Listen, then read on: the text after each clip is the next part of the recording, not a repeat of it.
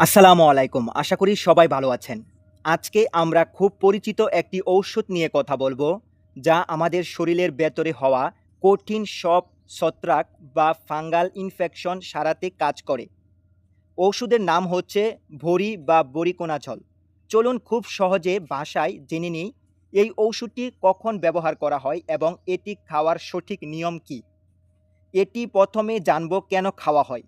আমরা অনেকেই জানি যে চামড়ায় বা নখে ফাঙ্গাস বা ছত্রাক হয়, কিন্তু কখনো কখনো এই ছত্রাক আমাদের শরীরের ভেতরে, যেমন ফুসফুস, কিডনি বা রক্তে ছড়িয়ে পড়ে।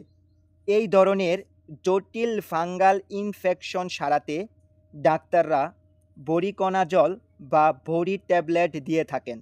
সাধারণত ১২ বছরের বেশি বয়সী রোগীদের জন্য এই ঔষধ দেওয়া হয়।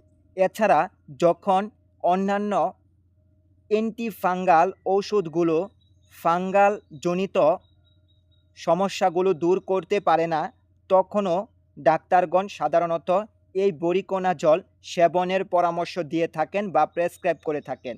আপনারা নিশ্চয়ই বুঝতে পারছেন এটা কতটা শক্তিশালী এবং